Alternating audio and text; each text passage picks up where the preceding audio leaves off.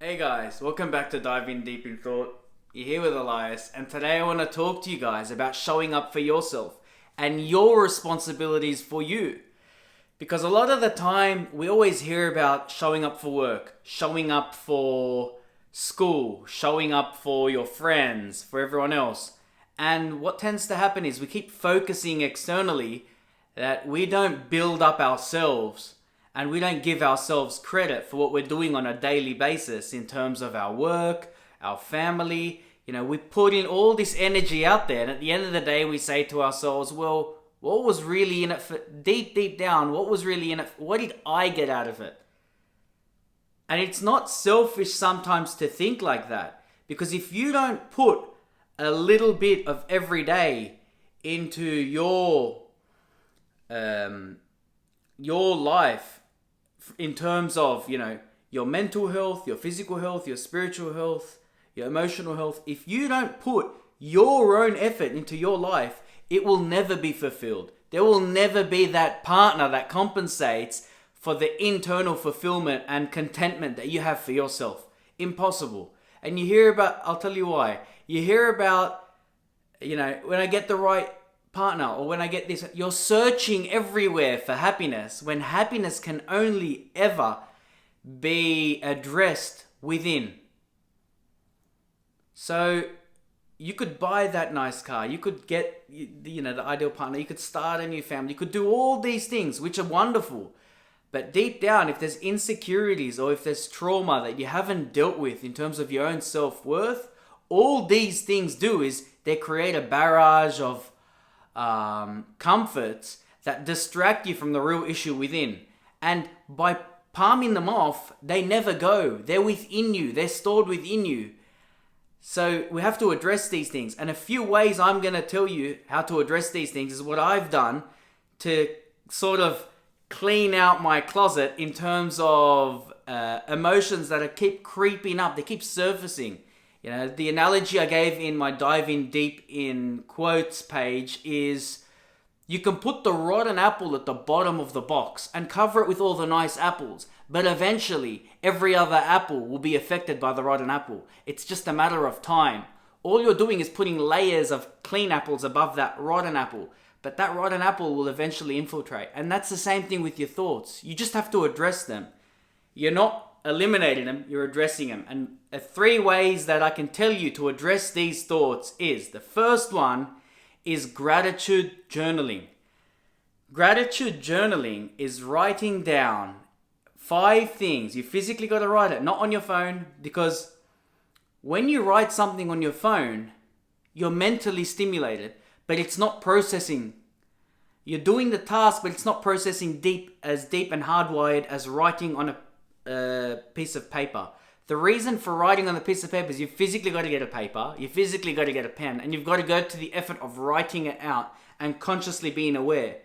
The thing with our phones, it's all unconscious. We use them that often. It's second nature to type text, so we don't really connect our phones with something that's deeper within us. It's just a superficial activity that we do. So the first thing, gratitude journaling. Write 5 things that you're grateful for and assign a very positive feeling to that. So what I like to be grateful for most days, I write 5 things. The first thing I'm grateful for is food. Without food, you won't live. So first thing I'm grateful that I have food every day to eat, because we can't take that for granted. The second thing I'm grateful for is my health and my mobility. The fact that I can walk, I can get wherever I want. I don't have to use a wheelchair, or I'm not challenged to get anywhere. So my mobility is the second thing. The third thing could be my faith in God, who guides me in the right path. The fourth thing could be my job, which provides me with money so that I can purchase things that make my life better. The fifth thing could be my family and friends, who support me emotionally and are there for me when things are tough. So these are the 5 things you got to assign, and you don't just write them because it's not homework. You're writing them down to assign a feeling to that. So with each thing you say, you've got to imagine, if I lived without this, how would it negatively affect my life? And you got to think of how positive that effect is. It sounds crazy, I know, but we're conditioned not to think like this. And this is why nobody does it, but it doesn't make it wrong. Just because it's different or it makes you uncomfortable, it doesn't make it wrong. That's your ego telling you it's wrong. This is the right thing to do.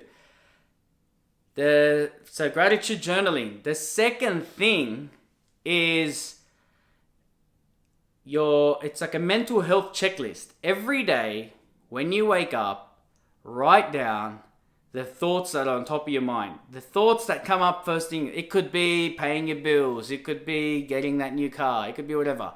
But write down the thoughts. A few minutes every morning. Write down the thoughts that are prominently in your mind. Write them on a piece of paper, because we can get through thoughts by distracting ourselves with activities. But if you write your thoughts on a paper, there's nowhere to run. You're holding yourself accountable. And you look at these thoughts over a few weeks and you start to realize, man, I'm not in a really good mental state Tuesday, Wednesday, Thursday, 2 weeks ago. How have I gotten better? So you're measuring your thoughts, as they progress. Do that for a few weeks. Write down your thoughts and then have a look at how you were thinking each day. And I guarantee you will be so disappointed with some of the thoughts that you have that it'll create an internal change within you and you will be a new person. Try that. That's the second thing, the thoughts. The third thing is taking action. It doesn't even have to be taking action toward your goals. Taking action is just doing something instead of researching, thinking. It's just the act of doing. Go to the gym. Do step 1 and 2, gratitude journaling and a mental health diary. Do those 2 steps. That could be another thing. You got to take action. Action is just manifesting whatever's in your mind into reality. Stop thinking about it. You've analyzed enough. You've proved to yourself day in, day out that you know what you're doing. Now it's time to take action. It doesn't have to be perfect. It just has to happen. Trust me. It's like this channel with these videos. I never ever thought I'd ever make a video. I never thought I'd be talking to a tripod with a camera on it with a backlight. But it happened, and now I'm here. You're listening to something that potentially couldn't be here. So the fact that I've created this has enabled us to communicate. Now you know a part of me. You're connecting with parts of me that preferably, hopefully you like, and that's good. I'm grateful for that. But this is action I've taken. I've taken a brave, I'm showing myself on camera to the public. A lot of people won't do that, but that's okay. You got to take it, and you've just got to take the criticism that comes with it, but also the benefits that come with it. So I'm glad that I've taken this action. But if you don't take the action, the mental receipt will never be there. You'll just keep thinking you're not worthy of doing something. You need to take the action. Take a bold step. Start small. Take a bold step. It doesn't have to be perfect. It just has to happen. Guys, that's my video for today. I know it's a bit longer than normal. It's a bit longer than 4 or 5 minutes. And I know people's attention spans won't make it to this part of the video. If it does make it to this part of the video, put a comment down below and I'll know that you guys have an attention span more than a goldfish. But for everyone else who didn't make it this far, I wish you guys well. If you guys enjoyed this video, like, subscribe, and share with somebody who you believe needs this information. Thanks, guys. I'll see you in the next one.